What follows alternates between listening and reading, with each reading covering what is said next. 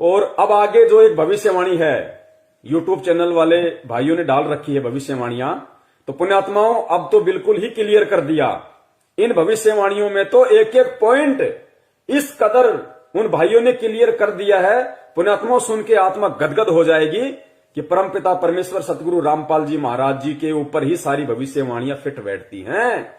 हाथी के कपड़े हाथी पर ही फिट बैठेंगे। झोटे पे या गधे पे कोई बैठाने की कोशिश करेगा, मैं फिर कहता हूं वो एंड में अपना मजाक बनवाएगा। तो अगली भविष्यवाणियां ध्यान से सुनिए परमपिता परमेश्वर सतगुरु रामपाल जी महाराज जी के लिए, क्योंकि एकमात्र बिंदु वही है सभी भविष्य वक्ताओं की, और कोई नहीं है। अरे भैया किसी पे एक पे तो बैठे, एक भी भविष्यवाणी किसी एक पे तो फिट बैठे, लेकिन किसी पे नहीं बैठ रही सिवाय जगत गुरु के, सिवाय बंदी छोड़ सतगुरु रामपाल जी महाराज जी के। सुनिए। हेलो नमस्कार दोस्तों, स्वागत है आप सभी का। गाइज कल हमने एक वीडियो डाली थी जिसमें हमने पंडित जी द्वारा बताई गई भविष्यवाणियों के बारे में बताया था आप लोगों को। उसमें बहुत सारे लोगों ने कहा था कि इसका सेकंड पार्ट भी लेकर आए। तो गाइज आज हम हाजिर हैं उसके सेकंड पार्ट के साथ। इसमें जो वीडियो में बताएंगे पंडित जी द्वारा जो बातें बताएगी कल के अवतार के बारे में, ऐसी ऐसी बातें जो शायद आप लोगों ने आज तक सुनी ही ना हो। जब मेरे को वो बातें पता चली तो वाकई में मैं भी हैरान रह गया। तो वीडियो एक चीज नोट करना, ये हमारे जितने भी भाई बहन जो यूट्यूब पे वीडियो बना डाल रहे हैं भविष्यवाणियों को लेके, इन सब की नजर में, इन सब की दृष्टि में वो कल की बसा हुआ है, कलयुग के एंड में आने वाला। लेकिन फिर ये कह देते हैं कि वो आ चुका है, वो प्रकट हो चुका है। ये बेचारे भूल जाते हैं कि हमारी दृष्टि तो उस विष्णु अवतार के ऊपर है। तो फिर वर्तमान में कौन आ गया? अगर हम उसके विषय में भविष्यवाणियां कर रहे हैं तो वो तो लाखों वर्ष बाद आना है। फिर वर्तमान में कौन है जो प्रकट हो चुका है इन भविष्यवाणियों के अनुसार? तो इन सब बातों को आप और हमने समझना है कि ये सारी जो भविष्यवाणियां हैं, जो रियल कल की अवतार है परमपिता परमेश्वर सतगुरु रामपाल जी महाराज जी, उनको लेके हैं, उनके विषय में है। तो देखना इनकी प्रत्येक भविष्यवाणी का एक एक शब्द, पुण्यात्माओं एक शब्द भी इधर उधर क्या हो जाए, क्योंकि भगवान जब अपना काम करता है तो 101% पूरा करता है। भविष्य वक्ता भी उतनी ही भविष्यवाणी करेगा जितनी परमपिता परमेश्वर सतगुरु रामपाल जी महाराज जी उसका वॉल्यूम ऑन ऑफ करेंगे, उससे ज्यादा नहीं कर सकता। नास्त्रदमस ने उतना ही बोला जितना परमपिता परमेश्वर कबीर साहिब जी ने उनका वॉल्यूम ऑन ऑफ किया कि बेटा इतना ही बोलना है, क्योंकि मैं सेकंड कमिंग के रूप में कलयुग के दूसरे चरण में जब 8 सितंबर 1951 को धरती पे जाऊंगा दोबारा से, तो मैं वही लीला करूंगा जो लीलाएं आज मैं तेरे से बुलवा रहा हूं। तो परमेश्वर ने उनसे उतना ही बुलवाया जितना आज परमेश्वर को करना था। सुनते जाइए।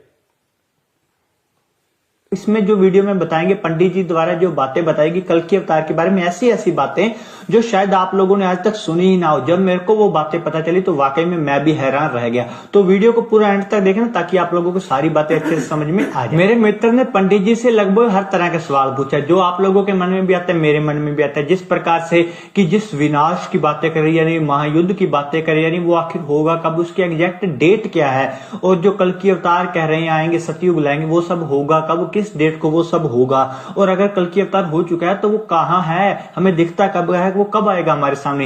ये सभी बातों के जवाब आपको आज की इस वीडियो में मिल जाएंगे। हो सकता है वीडियो थोड़ी सी लंबी हो जाए, परंतु आप अच्छे से धैर्य से पूरी वीडियो को सुन लेना। तो सबसे पहले मेरे मित्र ने उनसे पूछा कि क्या कल की अवतार का जन्म हो चुका है, धरती पर वो आ चुके हैं या नहीं आए। तो इस पर पंडित जी ने कहा कि कल की अवतार का जन्म तो 2000 सन से भी बहुत पहले हो चुका है, और उनको इस धरती पर अपना कार्य करते हुए भी बहुत साल हो चुके हैं। इस भाई ने एक महान पंडित जी हैं, उनसे बातचीत की भविष्यवाणियों को लेके, क्योंकि परमात्मा थोड़ी बहुत दिव्य दृष्टि बुद्धि ऐसी आत्माओं को दे देते हैं जिनकी पिछले जन्म की भक्ति अच्छी होती है। तो पंडित जी से जब इन्होंने सवाल किए तो पंडित जी ने इन्होंने कहा कि वो कौन है भाई, कहां है, कब आएगा, जिसके विषय में पूरी दुनिया चिल्ला रही है, हमें मालूम कैसे पड़ेगा वो कौन है कल की अवतार। तो पंडित जी ने कहा कि कल की अवतार का जन्म तो सन 2000 से भी बहुत समय पहले हो चुका है। अब पुण्यात्माओं एक चीज ध्यान रखना, क्योंकि जैसे गुरुदेव ने बताया ना कि इन नकली पंडितों ने इन नकली गुरुओं ने, संतों ने, इनको तत्व ज्ञान ना होने के कारण इन्होंने भगवान को, जैसे कि भाई श्री विष्णु जी रामचंद्र जी के रूप में आए तो मां के गर्भ से आए, उन्होंने जन्म लिया। फिर द्वापर में आए तो उन्होंने देवकी जी के गर्भ से जन्म लिया। तो इन्होंने भगवान को जन्म लिया हुआ माना, ये कभी सोच भी नहीं सकते थे कि भगवान कोई और है, वो प्रकट होता है। तो इन भविष्यवाणियों के अनुसार इन लोगों की धारणा भी यही है कि वर्तमान में जो कल्कि आएगा, जो वो तारणहार आएगा, वो भी किसी मां के पेट से जन्म लेके आएगा। अब गलती इनकी नहीं है बेचारों की, क्योंकि इनको सदियों से धर्मशास्त्रों का पाठ ही ऐसा पढ़ाया गया है। तो उस अनुसार ये बोल रहा है कि कल्कि महाराज जी जो हैं वो तो सन 2000 से भी बहुत पहले जन्म ले चुके हैं, लेकिन रियल स्थिति का आप और हमें पता है कि वो जन्म लेके आए हैं सन 2000 से बहुत समय पहले, 8 सितंबर 1951 के दिन, या फिर वो प्रकट होके आए हैं। क्योंकि बहुत सारे जो भविष्य वक्ता हैं वो जन्म की बात नहीं करते, वो प्रकट होने की बात करते हैं, जैसा कि आपने पहले भी आपने जो भविष्य वक्ता आपको बताए उन्होंने जिक्र किया। तो पंडित जी ने कहा कि जो कल्कि अवतार है वो तो सन 2000 से भी बहुत समय पहले ही जन्म ले चुका है। तो पुण्यात्माओं, अगर ये भविष्यवाणियां अगर उस कल्कि अवतार के विषय में होती तो वो तो कलयुग के एंड में आएगा जन्म लेके, लाखों वर्ष बाद। तो वर्तमान में जो पंडित जी कह रहे हैं कि वो तो आ चुके हैं भाई, सन 2000 से बहुत समय पहले जन्म ले चुके हैं, तो वो कौन है? वो रियल कल्कि वर्तमान का कौन है जो सन 2000 से बहुत समय पहले आ चुके हैं? वे है परम पूज्य सतगुरु रामपाल जी महाराज जी। और इस वीडियो को समझने के लिए जो भाई नए जुड़ रहे हैं उनसे विनती करूंगा, इसका पहला पार्ट आप जी जरूर देखना, फेसबुक पे जाना और टाइप करना शंका समाधान पवन दास के साथ। इसका प्रथम पार्ट आ जाएगा और इसके प्रथम पार्ट में मैं दूसरा पार्ट भी ऐड कर दूंगा ताकि आपको आसानी रहेगी। तो पहली भविष्यवाणी कि सन 2000 से बहुत समय पहले ही वो आ चुके हैं। आगे चलिए। करते भी बहुत साल हो चुके हैं। तो इसके बाद मेरे मित्र ने पंडित जी से पूछा कि पंडित जी जिस विनाश की बातें करी जा रही हैं उस विनाश की आखिर एग्जैक्ट डेट क्या है, वो कब होने वाला है? तो इस पर पंडित जी ने कहा कि विनाश का समय तो हो चुका है, आज नहीं आज से बहुत समय पहले हो चुका था। जब जब भी साइंटिस्टों ने इस प्रकार की भविष्यवाणी या बातें बताई कि दुनिया खत्म होने वाली, जिस प्रकार से 2012 में दिसंबर में बात कही जा रही थी कि 12 दिसंबर को दुनिया खत्म हो जाएगी, इससे पहले भी लगभग 1998 और पहले भी बहुत बार साइंटिस्टों ने इस प्रकार की बात कही है कि दुनिया खत्म हो जाएगी, इसके आसार बन रहे हैं। तो पंडित जी ने कहा कि तब धरती के विनाश का जो समय था वो निश्चित हो चुका था, परंतु जो कल्कि अवतार अपना कार्य कर रहे थे उन्होंने ही अपने प्रताप से वो समय को आगे आगे टालते आ रहे हैं। तो आपको बता दें कि 2012 पुण्यात्माओं ध्यान देना, ये विशेष टॉपिक है। जब इन्होंने पंडित जी से पूछा कि पंडित जी लोग कहते हैं कि भाई विनाश का समय नजदीक है, धरती पे विनाश होने वाला है, पूरी पृथ्वी का सत्यानाश होने वाला है, तो पंडित जी ने कहा कि भाई वो विनाश का समय तो बहुत पहले निकल चुका है, वो विनाश का समय तो बहुत पहले निर्धारित था। और आप और हम सब ने भी अच्छे से सुना है, 1998 में कहा गया था कि भाई पूरी धरती ही उल्ट पुथल हो जाएगी, ऊपर से कोई आग का गोला आएगा, पूरी धरती नष्ट हो जाएगी। वो रियल था, वो फैक्ट था। लेकिन उससे पहले ही परमात्मा 8 सितंबर 1951 के दिन धरती पे प्रकट हो चुके थे। और परमेश्वर कहते हैं कि आग लगी है अंबर में, झड़झड़ पड़े अंगार, और जब संत ना होते पृथ्वी पे तो जल मरता संसार। तो परमपिता परमेश्वर सतगुरु रामपाल जी महाराज जी के पावन चरण 8 सितंबर 1951 से धरती पे टिके हुए हैं। विनाश के समय को परमेश्वर ने टाला है आप और हम आत्माओं के लिए, भक्ति करवाने के लिए, ताकि मेरे बच्चे जाग जाएं, मुझे पहचान जाएं, वो जान लें और मेरी शरण में आ जाएं। क्योंकि नास्त्रदमस ने कहा था कि वही एकमात्र शक्ति होगी पूरी दुनिया में, वो सायरन जो प्राकृतिक परिवर्तन भी कर सकता है। यानी भूकंप आना होगा उसको रोक भी सकता है, नहीं आना होगा तो भूकंप ला भी सकता है। तो इसी प्रकार सन 1998 में खूब भविष्यवाणियां हो रही थी कि धरती का विनाश होगा, ऊपर से कोई गोला पड़ेगा, यानी कोई ग्रह टूट के पड़ेगा या कोई जो भी है। तो वो बिल्कुल फैक्ट था। लेकिन उस परमपिता परमेश्वर सतगुरु रामपाल जी महाराज जी के प्रताप से, उनकी दया से, उनकी मेहर से, क्योंकि भगवान जब पृथ्वी पे आता है तो ज्ञान का प्रचार करता है, और जब कुछ आत्माएं उनसे जुड़ जाती है तो उन आत्माओं की बदौलत फिर वो परमात्मा पृथ्वी पे एक अच्छा माहौल पैदा करता धीरे धीरे, क्योंकि परमात्मा हर परिस्थिति को कम ज्यादा करने में सक्षम है। अब ये जो भविष्यवाणियां हो चुकी हैं कि भाई पृथ्वी का विनाश तो बहुत पहले ही निश्चित था, लेकिन उस सायरन संत के प्रभाव से वो समय टल चुका है। तो 1998 में और उसके बाद में भविष्यवाणी हुई थी सन 2012 में, अगर आपको ध्यान हो तो सन 2012 के लिए कि भाई पाकिस्तान से आग का गोला पड़ेगा, ऐसा कोई परमाणु बम छोड़ा जाएगा, पूरी धरती का विनाश हो जाएगा या भारत का बिल्कुल समूल नाश हो जाएगा। सन 2012 में भी बहुत भयंकर ये वीडियो जो है ये प्रचारित हुए थे। तो विनाश का दौर कब?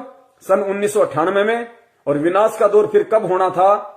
सत्यानाश इस देश का कब होना था? 2012 में।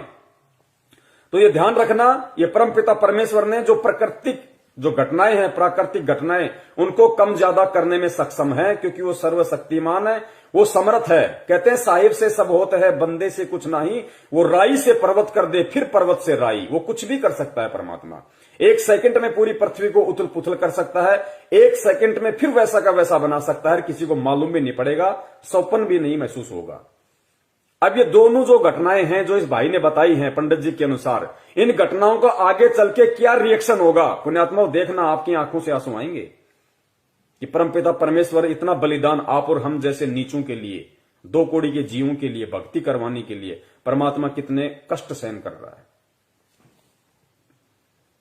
तो इन्होंने कहा कि जो विनाश था वो होना निश्चित था, जैसा कि 1998 में बोला जा रहा था, उसके बाद 2012 में। लेकिन उस संत ने अपनी पावर से उस विनाश को टाल दिया आगे से आगे, कि काश मेरे बच्चे समझ जाएं। ध्यान से सुनियो। तो इसके बाद मेरे मित्र ने पंडित जी से पूछा कि पंडित जी जिस विनाश की बातें करी जा रही हैं, उस विनाश की आखिर एग्जैक्ट डेट क्या है, वो कब होने वाला है? तो इस पर पंडित जी ने कहा कि विनाश का समय तो हो चुका है, आज नहीं आज से बहुत समय पहले हो चुका था। जब जब भी साइंटिस्टों ने इस प्रकार की भविष्यवाणी बातें बताई कि दुनिया खत्म होने वाली, जिस प्रकार से 2012 में दिसंबर में बात कही जा रही थी कि 12 दिसंबर को दुनिया खत्म हो जाएगी, इससे पहले भी लगभग 1998 और पहले भी बहुत बार 2012 और 1998 का जिक्र मैं नहीं कर रहा, ये भाई खुद कर रहा है भविष्यवाणी के अकॉर्डिंग। आगे चल के परमात्मा साबित करवाएंगे कि उस सायरन संत से 2012 और 2098 में जो विनाश होना था उसका क्या संबंध है। तो इस पर पंडित जी ने कहा कि विनाश का समय तो हो चुका है, आज नहीं आज से बहुत समय पहले हो चुका था। जब जब भी साइंटिस्टों ने इस प्रकार की भविष्यवाणी बातें बताई कि दुनिया खत्म होने वाली, जिस प्रकार से 2012 में दिसंबर में बात कही जा रही थी कि 12 दिसंबर को दुनिया खत्म हो जाएगी, इससे पहले भी लगभग 1998 और पहले भी बहुत बार साइंटिस्टों ने इस प्रकार की बात कही है कि दुनिया खत्म हो जाएगी, इसके आसार बन रहे हैं। तो पंडित जी ने कहा कि तब धरती के विनाश का जो समय था वो निश्चित हो चुका था, परंतु जो कल की अवतार अपना कार्य कर रहे थे, उन्होंने ही अपने प्रताप से वो समय को आगे आगे टालते आ रहे हैं। तो आपको बता दें कि 2012 में सिर्फ साइंटिस्टों ने नहीं परंतु बहुत सारे भविष्यवक्ता, जिस प्रकार के इंग्लैंड के एंडरसन और माया कैलेंडर द्वारा भी इस बात के संदेश मिल रहे थे कि 2012 में दुनिया का विनाश हो जाएगा। और पंडित जी ने कहा कि तब विनाश तय था, परंतु कल की अवतार जो पृथ्वी पर मौजूद थे उनके कारण ही ये विनाश आगे टलता आ रहा है, और अगर वो इस पृथ्वी पर ना होते तो ये संसार कब का जल मरता। जब अगर वो संत इस पृथ्वी पे ना होता, वो कल की अवतार, तो ये संसार कब का जल मरता। माई कैलेंडर से लेके और इजराइल के कीरो ने भी भविष्यवाणियां कर दी थी सन 2012 के लिए और 1998 के लिए, जो पृथ्वी का विनाश तय था। लेकिन उस संत के प्रभाव से जो पृथ्वी पर पहले से मौजूद है, उसके प्रताप से वो इन परिस्थितियों को आगे से आगे टालते गए, आप और हमारे लिए, भक्ति करने वाली आत्माओं के लिए, ताकि मेरे बच्चों को मैं एक अच्छा माहौल दे सकूं, भक्तिमय वातावरण दे सकूं, किसी प्रकार की दिक्कत आपत्ति मेरी आत्माओं को, मेरे बच्चों को ना हो। पुण्यात्माओं, आप और हमारे लिए आगे देखना क्यों टाली परमात्मा ने, और टालने के प्रतिफल में परमात्मा ने कितना बड़ा बलिदान दिया। कैलेंडर द्वारा भी इस बात के संदेश मिल रहे थे कि 2012 में दुनिया का विनाश हो जाएगा, और पंडित जी ने कहा कि तब विनाश तय था, परंतु कल की अवतार जो पृथ्वी पर मौजूद थे उनके कारण ही ये विनाश आगे टलता आ रहा है, और अगर वो इस पृथ्वी पर ना होते तो ये संसार कब का जल मरता। जब आगे सुनिए। पंडित जी से पूछा गया कि आखिर ये विनाश की तय तारीख क्या है, किस तारीख को ये सब होने वाला है। तो इस पर पंडित जी ने कहा कि ये सब उस अवतार के हाथ में है, क्योंकि जो पहले से विधि विधान द्वारा लिखी गई तारीखें थी विनाश की, महाप्रलय की, वो तो उस अवतार द्वारा आगे टाल दी गई हैं। अब वो किस समय को चुनता है युग परिवर्तन के लिए, ये तो वो जो पहले से विनाश का समय तय था वो तो उस कल्कि ने, उस सायरन संत ने अपने प्रताप से, अपने पावर से आगे टाल दी। लेकिन विनाश फिर भी होना है। अब वो आगे विनाश कब होगा? उसके दोस्त ने पूछा कि पंडित जी फिर वो विनाश होगा कब, जिस विनाश की तारीखों को वो जो अवतार है वो टालता आ रहा है। तो पंडित जी ने कहा कि विनाश तो होना तय है, लेकिन वो कब होगा इसका समय भी वो अवतार ही तय करेगा। वो अवतार ही तय करेगा कि वो विनाश होना कब है। तो पुण्यात्मा, विनाश टाला भी जा सकता है, परमेश्वर के हाथ में। दुनिया अगर उन्हें पहचान ले तो, स्वीकार कर ले तो, अन्यथा ऐसा होना संभव है नहीं ठोकर लगे बिना। तो विनाश तो निश्चित है। तो एक चीज ध्यान रखना पुण्यात्माओं, परमपिता परमेश्वर सतगुरु रामपाल जी महाराज जी का एक वचन है, और संत का हर वचन, कहते हैं संत वचन पलटे नहीं, चाहे पलट जाए ब्रह्मांड। गुरुदेव ने बार बार कबीर सागर को पढ़ाते समय आप और हमें बताया कि पुण्यात्माओं, एक दिन देख लेना पूरी दुनिया ये भक्ति करेगी। कबीर सागर में लिखा है, घर घर होगा बोध विचारा। घर घर में बोध विचार होगा, परमात्मा के ज्ञान की चर्चा होगी एक समय में पूरी पृथ्वी पे। तो आज की परिस्थितियां अगर हम देखें, 7.5 अरब की जनसंख्या, लोगों को विश्वास नहीं होता कि कैसे लोग ऐसे सुखों में लोग कैसे भगवान को याद करेंगे। पुण्यात्माओं, उस विनाश के बाद वो समय आएगा कि घर घर में परमात्मा की चर्चा होगी, क्योंकि उस विनाश के समय में इस पृथ्वी पे आधे ही प्राणी रह जाएंगे। ये देख लो, इतना भयंकर तांडव मचेगा, आप और हमारी आंखों के सामने होगा। वो इस पृथ्वी पे आधे ही प्राणी बचेंगे, और वही बचेंगे जो भक्ति करने की इच्छा रखते होंगे। आप देखना आगे की भविष्यवाणियों में, वही बचेंगे और नहीं बचेगा। 15-15 कोस पे कोई आदमी दिखाई नहीं देगा। भविष्य वक्ताओं ने कहा है कि मकान खाली पड़े रहेंगे, 10-10 मंजिले, 50-50 मंजिले की जो बिल्डिंगें, जो लोगों ने बिना ज्ञान के माया प्राप्ति के लिए बना बना के छोड़ रखी है किराए पे देने के लिए, गुरुदेव ने कहा कि खाली पड़े रहेंगे। इनके अंदर कुत्ते भी नहीं बसेंगे, कुत्ते भी। वो समय आएगा। सुनना आगे कि जो पहले से विधि विधान द्वारा लिखी गई तारीखें थी विनाश की, महाप्रलय की, वो तो उस अवतार द्वारा आगे टाल दी गई हैं। अब वो किस समय को चुनता है युग परिवर्तन के लिए, ये तो उसी अवतार पर डिपेंड करता है। पंडित जी ने कल के अवतार के बारे में और बताते हुए कहा कि यह जो अवतार होगा वो आज तक का सबसे बड़ा ईश्वरीय अवतार होगा। जिस प्रकार के आज के समय में सभी धर्म वाले अपने अपने धर्म गुरुओं के ऊपर श्रद्धा रखते हैं, उनकी पूजा करते हैं, आने वाले समय में इनके ऊपर श्रद्धा पूरे विश्व के लोग रखेंगे, इनकी पूजा पूरे विश्व में करी जाएगी। अगर अपनी बात करें इतिहास की, तो हमें इतिहास मालूम है सिर्फ राम जी कृष्ण जी तक, यानी कि द्वापर युग त्रेता युग तक। उससे पहले कितने लाखों करोड़ों युग बीत गए, तब कौन कौन से ईश्वरीय अवतार आए, उनके बारे में हमें कोई जानकारी नहीं है, और ना ही कोई भी आज उनकी पूजा करता है। परंतु ये जो अवतार होगा, जो सबसे बड़ा ईश्वरीय अवतार होने वाला है, कल की अवतार, इनकी पूजा, इनके ऊपर श्रद्धा आने वाले, जब तक ये पृथ्वी अस्तित्व में रहेगी तब तक लोग इनकी पूजा करते रहेंगे। इसके देखिए, ये संकेत है, ये भी हमने समझना पड़ेगा। पंडित जी ने कहा कि ये जो आने वाला जो अवतार है, जो ये, इसकी पूजा पूरा विश्व करेगा। ये विश्व का सबसे बड़ा अवतार होगा, और ये सभी धर्मों को एक धर्म में लाके जोड़ देगा। सभी धर्मों को एक धर्म में लाके जोड़ देगा। वो जो कल की अवतार है, जो लाखों वर्ष बाद आने वाला है, वो नहीं कर पाएगा, क्योंकि फिलहाल तो राजा हरिश्चंद्र जी आएंगे आगे, वो तो खाली एक आत्मा है, जबकि खुद विष्णु रूप में राम आए थे, श्री कृष्ण आए थे, वो सभी धर्मों को मिला के एक नहीं कर पाए। तो पुण्यात्माओं, वो पूरी दुनिया में उनकी पूजा नहीं हो पाई। लेकिन इस कल की अवतार के विषय में कहा जा रहा है कि पूरी दुनिया उनकी पूजा करेगी। वो सभी धर्मों को एक कर देगा, सभी धर्म के मानने वाले लोग उसी की पूजा करेंगे, केवल एक ही धर्म रहेगा। और परमपिता परमेश्वर सतगुरु रामपाल जी महाराज जी का पहला नारा है कि जीव हमारी जाति है, मानव धर्म हमारा, हिंदू मुस्लिम सिख ईसाई धर्म नहीं कोई न्यारा। पुण्यात्माओं, एक एक पॉइंट इस परम पिता परमेश्वर के ऊपर फिट बैठेगा। हाथी के कपड़े जोटे पे फिट नहीं बैठेंगे, ध्यान रखियो। आगे सुनिए दूसरी भविष्यवाणी में। मेरे मित्र ने पंडित जी से पूछा कि पंडित जी, अगर उस अवतार में इतनी ज्यादा शक्तियां हैं तो विनाश की क्या जरूरत है, वो तो अपने जादू शक्तियों से वैसे ही सभी को सुधार दे। तो इस पर पंडित जी ने कहा कि जो ईश्वर भी होते हैं वो भी अपने नियमों में बंधे होते हैं, ईश्वर भी कभी अपने प्रकृति के नियमों की उल्लंघना नहीं करते। पंडित जी ने आगे ये भाई कह रहा है कि मेरे दोस्त ने पंडित जी से पूछा कि पंडित जी, आप कह रहे हैं कि वो इतनी बड़ी पावर है, इतना बड़ा अवतार है, तो उसको ये विनाश करने टालने की क्या जरूरत है? वो तो पूरी दुनिया को अपने शरण में ले सकता है, सबको चमत्कार दिखा सकता है, वो तो कुछ भी कर सकता है। तो पंडित जी ने कहा कि देखो, जो ईश्वर होता है वो भी अपनी मर्यादाओं में बंधा होता है। ईश्वर भी जब इस पृथ्वी पे आते हैं तो इस इस प्रकृति के किसी भी नियम को नहीं तोड़ते। तो पुण्यात्मा, ये सत्य है। परमपिता परमेश्वर कबीर साहिब जी का काल के साथ में वचन है। सत्संगों में गुरुदेव ने बताया ना कि बच्चों, मैं काल के साथ वचनबद्ध हूं। आदरणीय गरीबदास जी महाराज जी से परमेश्वर ने कहा कि भाई अनंत कोटि बाजी जहां हम रचे सकल ब्रह्मांड, पर गरीबदास मैं क्या करूं, यो काल करे जीव खंड। कि मैं यहां पे मजबूर हूं, समर्थ होते हुए भी मैं मजबूर हूं, क्योंकि मेरा खुद का वचन इस काल को दिया हुआ है कि भाई जोर जबरदस्ती नहीं करूंगा, मैं ज्ञान प्रचार करूंगा, ज्ञान दूंगा, सत्य बताऊंगा, सत्संग करूंगा।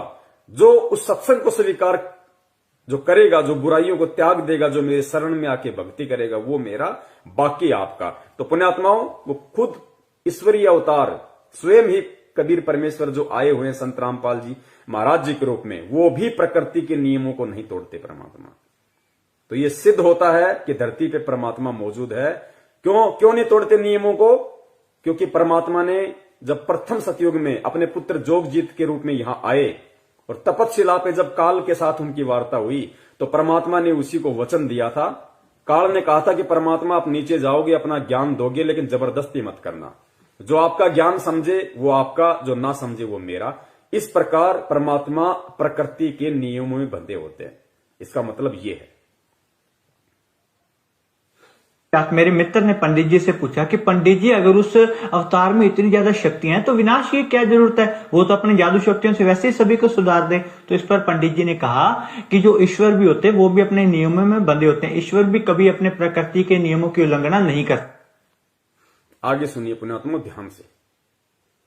पंडित जी ने बताया कि जो कल्कि अवतार ने आज से पहले विनाश को टाला है, या आने वाले समय में विनाश के बाद जो वो लोगों की रक्षा करेंगे, वो कल्कि अवतार, उसका बदला भी खुद अपने शरीर पर कष्ट सहकर चुकाना पड़ेगा। क्योंकि ईश्वर भी कभी प्रकृति और कर्मों के नियमों को नहीं तोड़ता, इसलिए वो सभी का बदला अपने शरीर पर समय कष्ट लेकर चुकाएंगे। पुण्यात्माओं, 101% रोक के खड़े होना चाहिए।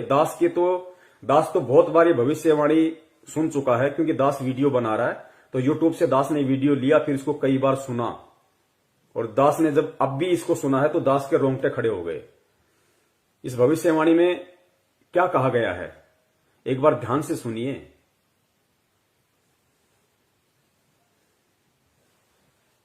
पंडित जी ने बताया कि जो कल्कि अवतार ने आज से पहले विनाश को टाला है, या आने वाले समय में विनाश के बाद जो वो लोगों की रक्षा करेंगे, वो कल्कि अवतार, उसका बदला भी खुद अपने शरीर पर कष्ट सहकर चुकाना पड़ेगा। क्योंकि ईश्वर भी कभी प्रकृति और कर्मों के नियमों को नहीं तोड़ता, इसलिए वो सभी का बदला अपने शरीर पर समय कष्ट लेकर चुकाएंगे। पंडित जी ने इतिहास का उदाहरण, इन्होंने कहा कि पंडित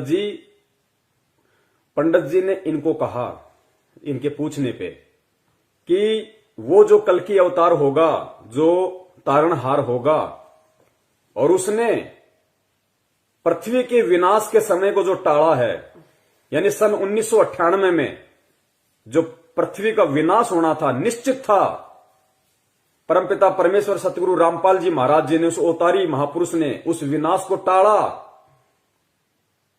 और उसके बाद में 2012 में जो विनाश निश्चित था, उस विनाश को उस परमात्मा ने टाला, आगे बढ़ाया समय को, और फिर कहा कि आने वाले समय में जो विनाश होने वाला है, उस विनाश में वो जिन जिन आत्माओं की रक्षा करेगा, क्योंकि पुण्यात्माओं, उस विनाश में हम बच जाएं, या हमारे जैसे और भाई बहन बच सकें, इतने पुण्य हमारे पास नहीं है। परमात्मा अपने पुण्यों से, परमात्मा अपने प्रभाव से, अपनी शक्ति से, प्रकृति के नियमों को तोड़ते हुए, पुण्यात्माओं देख लो, बाप अपने बच्चों के लिए क्या क्या नहीं करेगा। परमात्मा, क्योंकि काल को चाहिए हिसाब, भाई चाहे कोई मरो कोई बचाओ, मुझे जितने मारने थे मुझे उतने चाहिए। तो परमात्मा अपनी तरफ से, अपने कोटे से हमारी रक्षा करेगा आने वाले समय में, हम भक्तों की भी। और 1998 में जिस विनाशकारी समय को परमात्मा ने आगे बढ़ाया, क्योंकि वो निश्चित था, वो प्रकृति ने निश्चित कर रखा था, काल ने विनाश का समय निश्चित कर रखा था, लेकिन परमात्मा ने उसको आगे बढ़ा दिया, टाल दिया। फिर 2012 में उस विनाश के समय को टाल दिया। तो पंडित जी ने कहा कि भगवान भी कभी प्रकृति के नियमों को नहीं तोड़ते। भगवान ने प्रकृति को पूरा हिसाब देना है, उसको पूरा हिसाब देगा परमात्मा कि भाई तेरे इसमें हस्तक्षेप नहीं करूंगा मैं। काल की नजरों में तो विनाश हो चुका। काल को नहीं पता कि पृथ्वी पे बिल्कुल सही वातावरण है। उसकी दृष्टि में तो परमात्मा ने काल को विनाश दिखा दिया कि तूने जितने मारने थे तूने देख मार दिए, लेकिन मैंने मेरी गुप्त शक्ति से इन सबको बचाया हुआ है। तो पंडित जी ने कहा कि भगवान भी कभी प्रकृति के नियमों को नहीं तोड़ता, और भगवान ने 2 बार जो विश्व का विनाश होना निश्चित था, उन घटनाओं को जो उन्होंने आगे बढ़ाया, जो उन्होंने उस घटनाओं को टाला,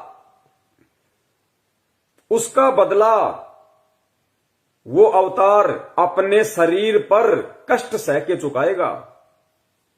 पुण्यात्माओं, 1998 का जो प्रकृति को परमात्मा ने बचाया, पूरी दुनिया को परमात्मा ने बचाया, धरती पे आके 1998 में जो विनाश होना था, उसका बदला परमात्मा को अपने शरीर पे सन 2006 में जेल जाके कष्ट उठा के, कोड़े खा के, 3rd डिग्री लेके चुकाना पड़ा परमात्मा ने। 1998 के विनाश को आप और हम जैसे दुष्टों से भक्ति करवाने के लिए, राजनीति करवाने के लिए नहीं, आरक्षणबाजी करवाने के लिए नहीं, हम जैसे दुष्टों से भक्ति करवाने के लिए, हमारे आत्म कल्याण के लिए परमात्मा ने 1998 का जो निश्चित था विनाश, उसको टाला और काल के डॉक्यूमेंट्स में उसको पूरा किया, अपने शरीर पे कोड़े खाके। सन 2006 में परमात्मा जब करोथा कांड हुआ जेल गए, 2008 में आए, और करोथा कांड में दास ने पहले भी जिक्र किया था पुण्यात्मा, रोहतक जेल में थे परमात्मा, परमेश्वर का रिमांड, क्योंकि वो परमेश्वर को परमेश्वर नहीं मानते, क्योंकि परमेश्वर एक आम व्यक्ति की भूमिका में है।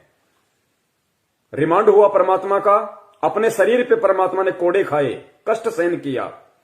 हिसार रोहतक जेल में परमेश्वर के रिमांड के दौरान जो अंदर जो व्यक्ति थे, जो बताते हैं कि छाती के बाल तक उखाड़ लिए गए थे परमपिता परमेश्वर सतगुरु रामपाल जी महाराज जी के। वो कष्ट परमात्मा ने आप और हम जैसे दुष्टों के लिए सहन किया, जो पंडित जी अपनी भविष्यवाणी में बता रहे हैं। हालांकि उन्हें नहीं पता वो कौन है, लेकिन उसका निर्णय तो आज आप और हम करेंगे, क्योंकि वो दृष्टि परमात्मा ने आप और हमें दी है। तो 1998 का जो विनाश था, उसको परमेश्वर ने टाला, और उस विनाश की सजा परमेश्वर ने 2006 में अपने शरीर के ऊपर ली। फिर 2012 का विनाश था, परमात्मा ने उसको टाला, और उस विनाश की सजा परमात्मा ने 2014 के बाद में 4 बार परमेश्वर का रिमांड वहां पे हुआ। इस बात को आप और हम समझ सकते हैं कि परमेश्वर आम संत की भूमिका में है, और जेल वाले उन्हें कोई भगवान नहीं मानते, कोई परमात्मा नहीं मानते, उनकी नजर में वो कैदी है, मुजरिम है। तो 2012 का जो विनाश निश्चित था, उस घटना को परमेश्वर ने आगे बढ़ाया, और उस घटना का जो वो दंड था, वो परमेश्वर ने अपने शरीर पे भोगा 2014 के करोथा कांड के बाद में। तो पुण्यात्माओं, आज भी यदि हम इस भक्ति से या इस भगवान से नागा करेंगे, इस भक्ति और भगवान पे अविश्वास प्रकट करेंगे, बात बात पे ये कह के कि मैं ये मर्यादा नहीं निभा सकता, हम लोगों का सामना नहीं करेंगे, हम समाज की कुरीतियों का सामना नहीं करेंगे, हम अगर परमेश्वर के नियमों को नहीं निभाएंगे, तो पुण्यात्माओं गधा कुत्ता बनने से नहीं बच पाएंगे। जब इतना कष्ट वो परमेश्वर आप और हम जैसे नीचों के लिए खुद उठा रहा है, तो हमारी भी तो कुछ जिम्मेदारी बनती होगी। या बाप ही हमेशा परीक्षा देता रहेगा, बाप ही सारे कष्ट और दुख परेशानियां झेलता रहेगा, लोगों की गालियां खाता रहेगा, लोगों से रिमांड कि अब भी हम नियम तोड़े। और क्या नियम है? ये तो बुराइयां हैं, गंदगी, ये तो जानवर को भी नहीं करनी चाहिए। बीड़ी, सिगरेट, गांजा, अफीम, कुचरित्र, कुदृष्टि है, ये व्यर्थ की ये परंपराएं, 12वां 13वां। अरे मर गया तो मर गया, दुनिया नहीं मर रही क्या? हम नहीं मरेंगे क्या? हम सर का मुंडन करवा लेंगे तो क्या वो जिंदा हो जाएगा? 2 पंडितों को बैठा के उनका पेट भर देंगे तो क्या जिंदा हो जाएगा? उसके नश्वर शरीर का, उसके मिट्टी शरीर की अस्थियां गंगा जी में जाके भवाएंगे, क्या वो मुक्त हो जाएगा? हम तो उल्टा गंगा जी को दूषित करने का पाप अपने सिर पे मोल ले रहे हैं। कौन से नियम है? क्या नियम है? ये तो बुराइयां हैं, ये तो किसी को भी नहीं करने चाहिए। और हम कहते हैं कि ये हमसे हो नहीं पाएंगे।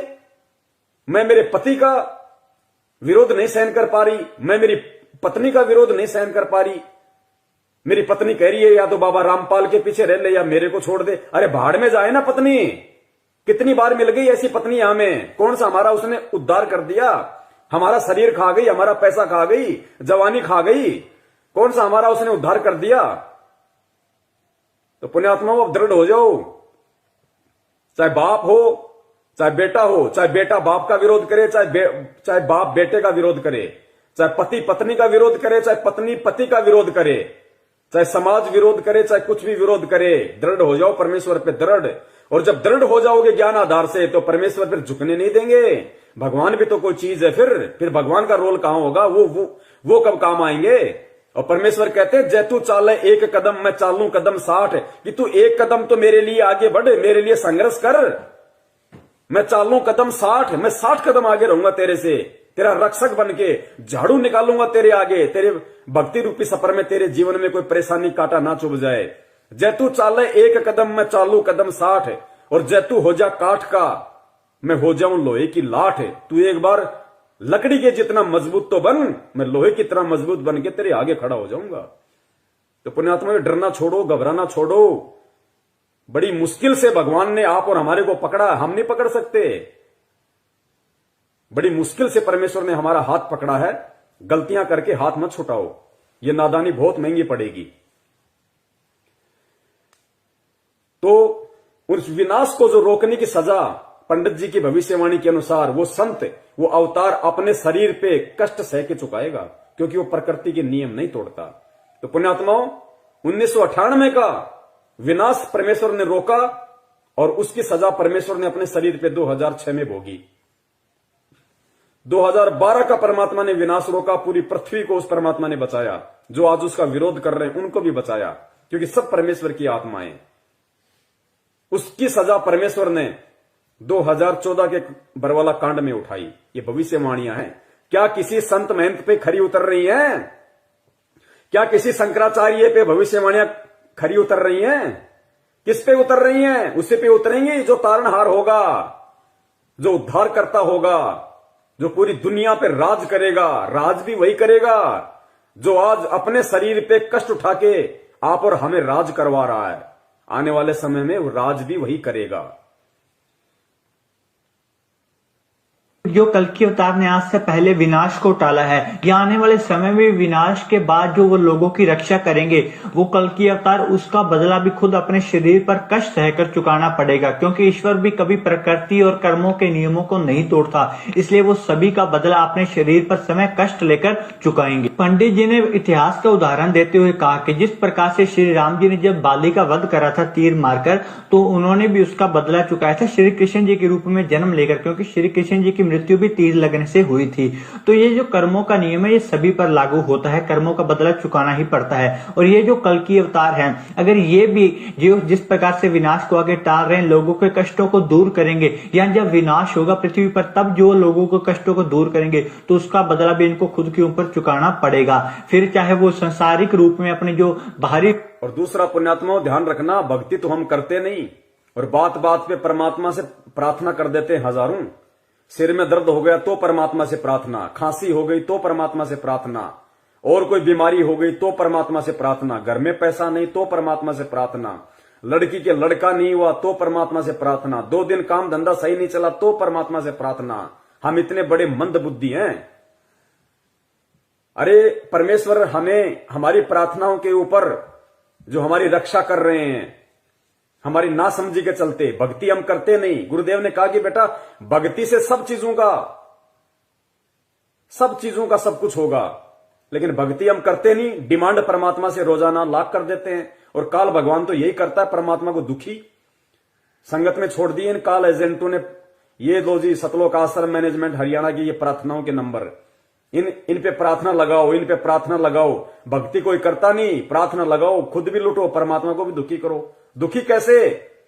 अगर परमेश्वर हमारे कष्ट हरेंगे तो इस पृथ्वी का नियम है, या इस ब्रह्मांड का नियम है।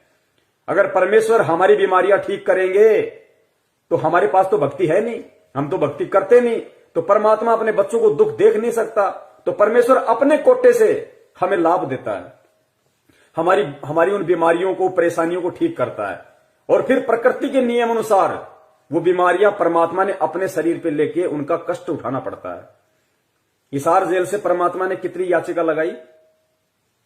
दांत दर्द की, पीठ दर्द की, छाती में दर्द की। पुण्यात्माओं, ये हमारी अनावश्यक जो डिमांड है परमात्मा से, कार की, कोठी की, पैसों की, लड़कों की, लड़कियों की, गाड़ी की, घोड़ों की, ये अनावश्यक जो हमारी डिमांडें है ना, हमारी मंद बुद्धि के चलते जो हम उस परमात्मा से करते हैं, वो परमात्मा तो दयालु है, वो तो डिमांडें पूरी अपनी करेगा। क्योंकि जो व्यक्ति जब बल्कि माता पिता बन जाते हैं ना, तब उन्हें मालूम पड़ता है। छोटे बच्चे को नहीं पता कि मेरे माता पिता की आर्थिक स्थिति क्या है, लेकिन वो डिमांड कर देते हैं कि मेरे को बाइक चाहिए, मेरे को ये चाहिए, मेरे को वो चाहिए। तो माता पिता को पता है कि हमारी स्थिति ऐसी है नहीं, लेकिन बच्चों को तो कहीं ना कहीं से लाके देना ही पड़ेगा, वरना उनका दिल टूटेगा। तो वो कहीं से वो कर्जा करते हैं, उधार लेते हैं, फिर उस उधार को चुकाने के लिए वो तगारियां घेरते हैं बेचारे, गर्मी में, धूप में पसीने बहाते हैं, लेकिन बच्चों को दुखी नहीं करते। तो पुण्यात्माओं, ये जो अनावश्यक जो हमारी डिमांड है परमात्मा से देखी नहीं जाती, वो कहीं ना कहीं से पूरी करता है परमात्मा, और फिर वो कष्ट अपने ऊपर लेता है। फिर पुण्यात्माओं, हमें परमेश्वर से सिवाय भक्ति के कुछ नहीं मांगना। गुरुजी भी कहते हैं कि भक्ति दान मोहि दीजियो देवन के देवा हो, कि अगर तुम भक्ति मांगोगे और भक्ति तुम करोगे बच्चों, तो भक्ति से परमात्मा तुम्हें सारे सुख देगा, तुम्हें अलग से कुछ मांगने की जरूरत है ही नहीं। तो पुण्यात्माओं, इन चीजों का हमें ध्यान रखना है।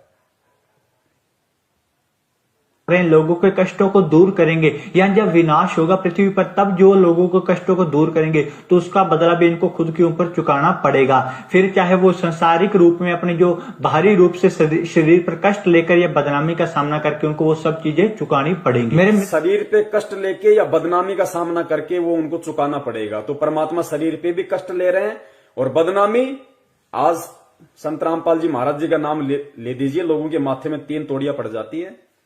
सरकार ने उनको देशद्रोही बना दिया, देशद्रोही का कलंक लगा दिया, बेफालतू में, बेमतलब में, निराधार तरीके से।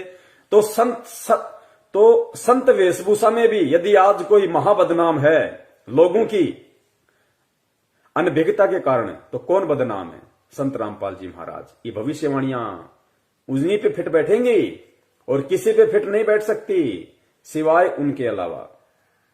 तो शरीर पे कष्ट लेके भी और बदनामी का दाग लेके भी इन भविष्यवाणियों के अनुसार अगर कोई फिट बैठता है तो परम पूज्य सतगुरु रामपाल जी महाराज जी, दुनिया में कोई नहीं है। टाल रहे हैं, लोगों के कष्टों को दूर करेंगे, या जब विनाश होगा पृथ्वी पर, तब जो लोगों के कष्टों को दूर करेंगे तो उसका बदला भी इनको खुद के ऊपर चुकाना पड़ेगा।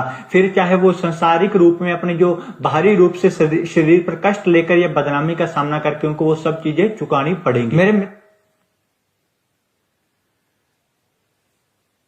मित्र ने फिर पंडित जी से कहा कि पंडित जी, बहुत सारी भविष्यवाणियों में और जो कल की अवतार के बारे में बताते हैं, वो लोगों को कहना है कि कल की अवतार खुद भक्ति कर रहे हैं लोगों की रक्षा करने के लिए, पृथ्वी की रक्षा करने के लिए, परंतु आप तो कह रहे हैं कि वो खुद ईश्वर का सबसे बड़ा स्वरूप है, तो वो किसकी भक्ति कर रहे हैं? फिर ईश्वर ने नियम बनाया है कि जब मनुष्य ईश्वर की भक्ति करेगा उसके बाद ही उसे ईश्वर के दर्शन होंगे। यही नियम की पालना खुद कल की अवतार ने भी करी है, इसलिए उन्होंने भक्ति करी थी खुद अपने ही स्वरूप के दर्शन करने के लिए। आगे इन्होंने पंडित जी से पूछा कि पंडित जी, आप तो कहते हैं कि वो तो खुद परमात्मा है, वो तो सबसे बड़ा ईश्वरीय अवतार है, फिर पंडित जी वो किसकी भक्ति कर रहा है और क्यों भक्ति कर रहा है? तो पंडित जी ने कहा कि देखो, ईश्वर भी जब यहां पे आते हैं मानव शरीर धारण करके तो मर्यादाओं में रहते हैं, और वो कल की अवतार होगा, जो वो तारणहार होगा, वो अपने ही स्वरूप की भक्ति करेगा। पुण्यात्माओं, समझ में आ जाना चाहिए आप और हमारे को कि परमपिता परमेश्वर सतगुरु रामपाल जी महाराज जी भी वही भक्ति करते हैं, वही आरती और मंत्र करते हैं जो आप और हमारे को देते हैं। तो वो किसकी भक्ति कर रहे हैं? अपने ही स्वरूप की भक्ति कर रहे हैं। क्यों कर रहे हैं? एक भगत के रूप में ये उदाहरण पेश करते हैं कि बच्चों, जिस प्रकार मैंने भक्ति करके परमात्मा पाया या मैं परमात्मा प्राप्त करूंगा, इसी विधि से भक्ति करके तुम परमात्मा प्राप्त कर सकते हो। इसलिए खुद ईश्वर होने के बावजूद भी मानव शरीर धारण करने के बाद में उन मर्यादाओं में बंध के खुद वो परमात्मा अपने ही स्वरूप की भक्ति करता है। पुण्यात्माओं, आप और हमें तो परमेश्वर ने ज्ञान दे दिया, ये तो वो लोग बातें बोल रहे हैं जिन लोगों को तत्व ज्ञान नहीं है। तो ये बुद्धि उनको परमात्मा ने दी कुछ समय के लिए, ताकि आप और हमें आज दृढ़ विश्वास हो जाए कि हम किसकी शरण में हैं, किसकी शरण में हैं हम। सुनिए ध्यान से, अपने ही स्वरूप की भक्ति।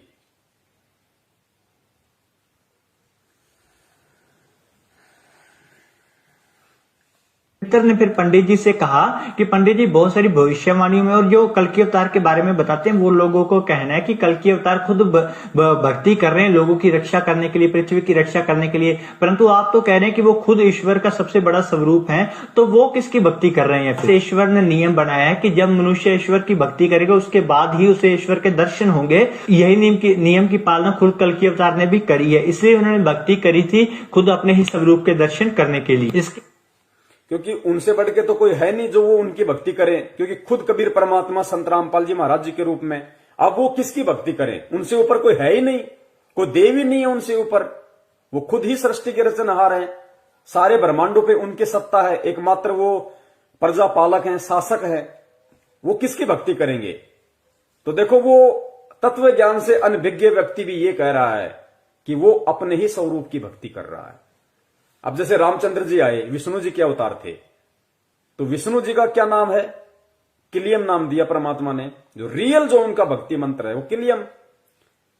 लेकिन रामचंद्र जी ने किसकी भक्ति करी? अपने ही मंत्र की भक्ति नहीं करी, उन्होंने अपने से ऊपर वाले की भक्ति करी, ओम नाम की। वशिष्ठ से नाम लिया ओम, क्योंकि विष्णु जी से ऊपर ओम है, काल है, तो उसने उसकी भक्ति करी। फिर श्री कृष्ण जी के रूप में आए वही विष्णु भगवान, तो उन्होंने अपने नाम की भक्ति नहीं करी, अपने से ऊपर की भक्ति की, ओम नाम की, दुर्वासा से नाम लेके। और यहां पंडित जी की भविष्यवाणी के अनुसार जो वो आएगा महापुरुष, वो किसकी भक्ति करेगा?